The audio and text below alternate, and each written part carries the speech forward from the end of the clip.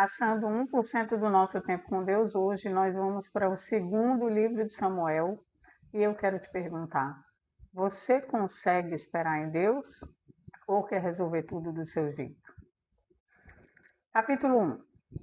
Depois da morte de Saul, quando Davi tinha voltado de derrotar os amalequitas e já estava 2 dias em Ziclag, aconteceu que no terceiro dia veio do arraial de Saul um homem com as roupas rasgadas e terra sobre a cabeça. Ao chegar diante de Davi, ele se inclinou, prostrando-se em terra. Davi lhe perguntou: de onde você vem? Ele respondeu: fugi do arraial de Israel. Então Davi disse: como foi isso? Conte-me o que aconteceu. O moço respondeu: o povo fugiu da batalha e muitos foram mortos. Saul e seu filho Jonatas também morreram. Davi perguntou ao moço que lhe trazia as más notícias: como você sabe que Saul e Jonatas, seu filho, estão mortos? Então o moço, portador das notícias, disse: cheguei por acaso ao monte Gilboa, e eis que Saul estava apoiado sobre a sua lança, e os carros de guerra e a cavalaria se aproximavam dele. Olhando ele para trás, me viu e me chamou. Eu disse: eis-me aqui. Ele me perguntou: quem é você? Eu respondi: eu sou a Amalequita. Então ele me disse: vem aqui e me mate, pois me sinto vencido de cãibra, embora ainda esteja bem lúcido. Então me aproximei dele e o matei, porque eu sabia que ele não viveria depois de ter caído. Peguei a coroa que ele tinha na cabeça e o bracelete e os trouxe aqui, ao meu senhor. Então Davi rasgou as suas próprias roupas e todos os homens que estavam com ele fizeram o mesmo. Prantearam, choraram e jejuaram até a tarde por Saul, por Jonatas seu filho, pelo povo do Senhor e pela casa de Israel, porque tinham caído à espada. Então Davi perguntou ao moço portador das notícias: de onde você é? Ele respondeu: sou filho de um homem estrangeiro, amalequita. Davi lhe disse: como você não temeu estender a mão para matar o ungido do Senhor? Então Davi chamou um dos moços e lhe disse: vá até lá e mate-o. Ele foi e o matou, enquanto Davi dizia: o seu sangue caia sobre a sua cabeça, porque a sua própria boca testificou contra você, dizendo: matei o ungido do Senhor. Davi pranteou Saul e seu filho Jonatas com essa lamentação, e ele ordenou que se ensinasse aos filhos de Judá o hino ao arco, que está escrito no livro dos justos. A sua glória, ó Israel, foi morta sobre os seus montes, como caíram os valentes. Não anunciem isto em Gate, nem o publiquem nas ruas de Asquelon, para que não se alegrem as filhas dos filisteus, nem saltem de contentamento as filhas dos incircuncisos. Montes de Gilboa, que sobre vocês não caia nem orvalho nem chuva, nem haja aí campos que produzam ofertas, pois neles foi profanado o escudo dos valentes, o escudo de Saul, que nunca mais será ungido com óleo.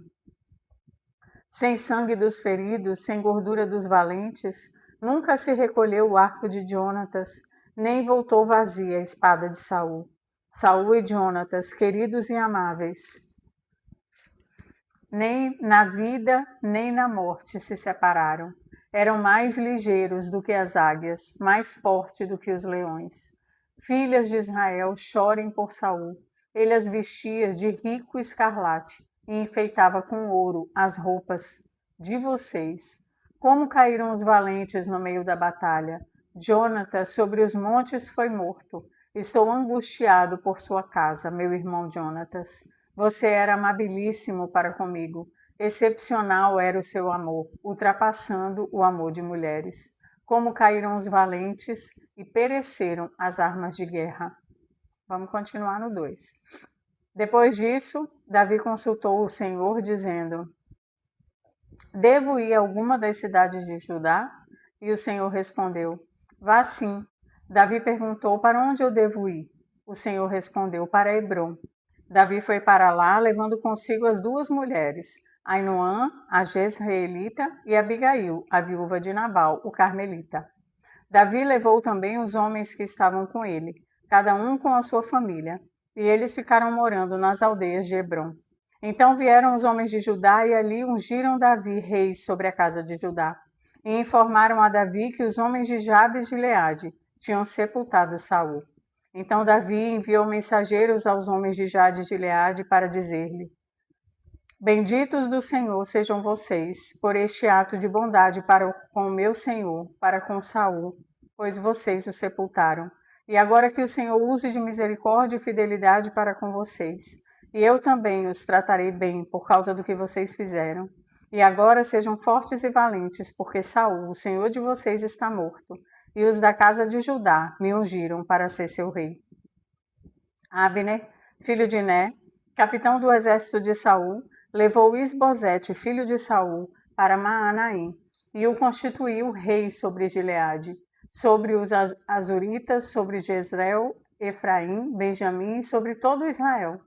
Isbosete, filho de Saul, tinha 40 anos de idade quando começou a reinar sobre Israel, e reinou 2 anos. Somente a casa de Judá seguia Davi. O tempo que Davi reinou em Hebrom sobre a casa de Judá foram 7 anos e 6 meses. Abner, filho de Ner, e os homens de Isbosete, filhos de Saul, saíram de Maanaim e foram para Gibeão. Joabe, filho de Jeruia, e os servos de Davi também saíram. E os 2 grupos se encontraram perto da cisterna de Gibeão. Um grupo parou do lado de cá da cisterna e o outro do lado de lá. Então Abner disse a Joabe: Que os moços se levantem e lutem diante de nós. Joabe respondeu: Está bem. Então se levantaram e avançaram em igual número, 12 de Benjamim, da parte de Isbosete, filho de Saul, e 12 dos homens de Davi. Cada um pegou o seu adversário pela cabeça, meteu-lhe a espada no lado, e caíram mortos juntos. Por isso aquele lugar foi chamado de Campo das Espadas. Fica perto de Gibeão. Houve um combate intenso naquele dia, e Abner e os homens de Israel foram derrotados pelos homens de Davi.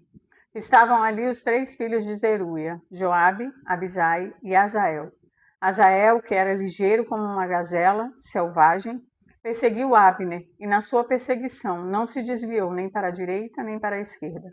Então Abner olhou para trás e perguntou: É você, Azael? Ele respondeu: Sou eu mesmo. Então Abner disse: Desvie-se para a direita ou para a esquerda, agarre um dos soldados e pegue a armadura dele. Porém, Azael não desistiu de perseguir Abner. Então Abner disse mais uma vez: Pare de me perseguir, do contrário vou ter que matá-lo. E depois, como poderia eu olhar no rosto do seu irmão Joabe? Como Azael não quis deixar de persegui-lo, Abner o feriu na barriga, com a extremidade inferior da lança, que lhe saiu pelas costas. Azael caiu e morreu ali mesmo. Todos os que chegavam ao lugar em que Azael tinha caído morto paravam. Porém Joabe e Abisai perseguiram Abner. O sol se pôs quando eles chegaram à colina de Amá, que está em frente de Giá, no caminho do deserto de Gibeão. Os filhos de Benjamim se reuniram em volta de Abner, formando uma só tropa, e se puseram no alto de uma colina. Então Abner gritou para Joabe: Será que a espada vai consumir para sempre? Você não sabe que serão amargas as suas consequências? Até quando você vai esperar para ordenar ao povo que deixe de perseguir os seus irmãos? Joabe respondeu: Tão certo como vive Deus, se você não tivesse falado, só amanhã cedo o povo cessaria de perseguir cada um o seu irmão. Então Joabe tocou a trombeta e todo o povo parou, e eles não perseguiram mais Israel e a luta acabou. Abner e seus homens marcharam toda aquela noite pela planície. Passaram o Jordão e, caminhando toda a manhã, chegaram a Maanaim. Joabe deixou de perseguir Abner e, tendo reunido todo o povo, verificou que faltavam 19 homens de Davi, além de Azael. Porém, os servos de Davi tinham mandado dentre os de Benjamim e dentre os soldados de Abner 360 homens. Levaram Azael e o sepultaram no túmulo de seu pai, em Belém. Joabe e seus homens caminharam toda aquela noite e, ao amanhecer, chegaram a Hebrom. Será que você está disposto a esperar o tempo de Deus? Ou está querendo fazer justiça com as próprias mãos? Conquistar aquilo que Deus te prometeu no seu tempo. Aqui no verso 19 do capítulo 1, diz: Como caíram os valentes. Uma hora, os valentes que estão distante da palavra e da vontade de Deus, vão cair. Nós precisamos ter paciência, confiança e esperar, porque se Deus prometeu, Ele vai cumprir. Enquanto esperamos, caminhamos, lutamos, fazemos a vontade dEle e não ficamos dando desculpas e justificando o nosso erro, fingindo que estamos cumprindo a vontade de Deus. Estamos tentando cumprir a vontade de Deus. Deus não precisa de nós para cumprir a vontade dEle. A vontade dEle Ele fará conosco ou sem. Tudo que nós precisamos fazer é confiar e agir. Capítulo 3. Durou muito tempo a guerra entre a casa de Saul e a casa de Davi. Davi se fortalecia cada vez mais, enquanto a casa de Saul se enfraquecia. Em Hebrom nasceram os filhos de Davi. O primogênito foi Amnon, de Ainoã, a Jezreelita. O segundo foi Quileabe, de Abigail, viúva de Nabal, o carmelita. O terceiro foi Absalão, filho de Maacá, filha de Talmai, rei de Gesur. O quarto foi Adonias, filho de Agite. O quinto foi Cefatias, filho de Abital. O sexto foi Itreão, de Eglá, mulher de Davi. Estes filhos de Davi nasceram em Hebrom. Enquanto durou a guerra entre a casa de Saul e a casa de Davi, Abner se tornava cada vez mais poderoso na casa de Saul. Saul teve uma concubina chamada Rispa, filha de Ainá. Isbosete perguntou a Abner: "Por que você teve relações com a concubina de meu pai?" Abner ficou indignado com as palavras de Isbosete e disse: "Sou eu um cão a serviço de Judá? Ainda hoje sou fiel à casa de Saul, seu pai, e aos irmãos e amigos dele, e não entreguei você nas mãos de Davi. No entanto, hoje você quer me culpar por causa dessa mulher? Que Deus me castigue se eu não fizer por Davi o que o Senhor lhe prometeu, transferindo o reino da casa de Saul e estabelecendo o trono de Davi sobre Israel e sobre Judá, desde Dan até Berseba." E Isbosete não pôde dizer nada a Abner, porque tinha medo dele. Então Abner enviou mensageiros a Davi, dizendo: "De quem é a terra? Faça uma aliança comigo e eu o ajudarei a fazer com que todo Israel se junte a você." Davi respondeu: "Muito bem, farei uma aliança com você, porém uma coisa exijo. Quando vier falar comigo, você não verá a minha face, se primeiro não me trouxer Mical, filha de Saul." Davi também enviou mensageiros a Isbosete, filho de Saul, dizendo: "Dê-me de volta a minha mulher Mical, para poder casar com ela. Dei como pagamento 100 prepúcios de filisteus." Então Isbosete mandou tirá-la do seu marido, Paltiel, filho de Laís. Seu marido a acompanhou caminhando e chorando atrás dela até Baurim. Então Abner disse a ela: "Agora vá e volte para casa." A ele. E ele voltou. Abner com os anciãos de Israel, dizendo: "No passado vocês queriam que Davi reinasse sobre vocês. Façam isso agora, porque o Senhor falou a Davi, dizendo: por meio de Davi, meu servo, livrarei o meu povo das mãos dos filisteus e das mãos de todos os seus inimigos." Abner falou também com a tribo de Benjamim. E então ele foi dizer a Davi em Hebrom tudo o que agradava a Israel e a toda a casa de Benjamim. Abner foi falar com Davi em Hebrom e 20 homens estavam com ele. Davi ofereceu um banquete a Abner e aos homens que tinham vindo com ele.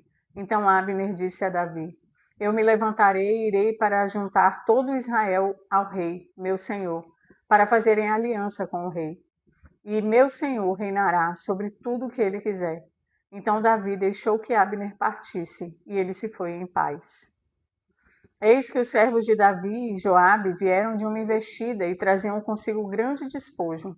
Mas Abner já não estava com Davi em Hebrom, porque este o havia deixado ir embora e ele tinha ido em paz.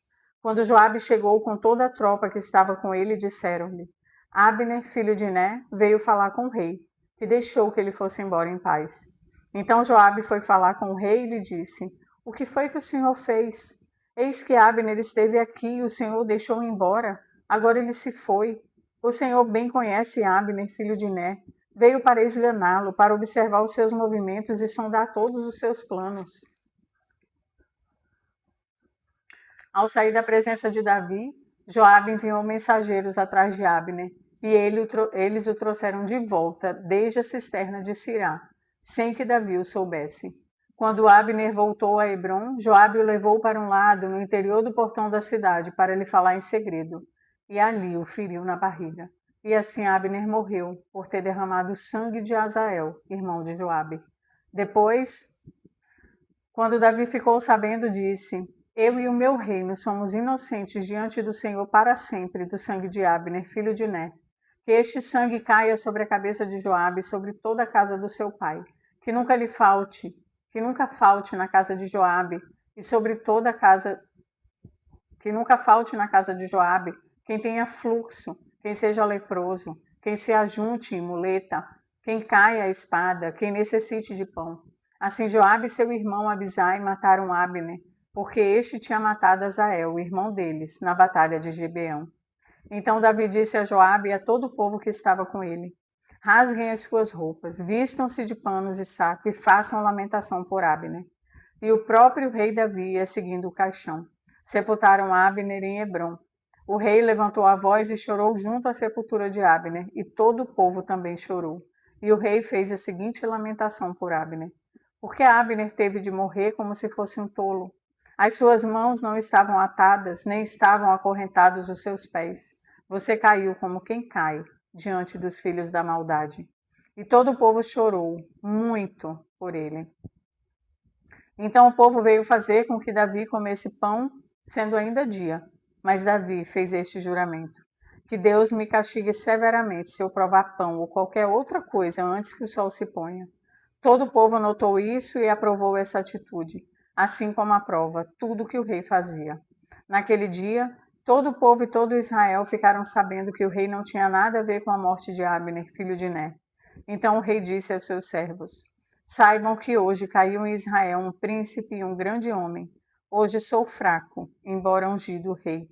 Esses homens, filhos de Zeruia, são mais fortes do que eu. Que o Senhor retribua ao que fez esse mal, como ele merece. Você consegue ser duro com aqueles que estão perto de você quando eles erram? Ou você está sempre querendo ter a razão, manter a razão do seu lado? Você consegue reprovar as atitudes daqueles que você ama e conta com eles? E deixar que eles sofram as consequências pelas suas escolhas? Essa é uma pergunta difícil. E também é uma resposta difícil, pelo menos para os pais, para as mães. Eu falo por mim também, como é difícil deixarmos os filhos sofrerem as consequências pelos seus atos. Como é difícil não proteger aqueles que amamos, aqueles com que contamos, que somos gratos. Mas muitas vezes precisamos permitir, ou sujaremos as nossas mãos. Aqui, num ato de vingança, o seu amigo, o seu soldado, aquele que era fiel com ele, se deixou levar pelo ódio, pelo rancor, pelo ressentimento e pecou. E Davi não alisou a sua cabeça. Que possamos aprender com Davi a sermos firmes para não pecarmos junto com aqueles que amamos. Amém?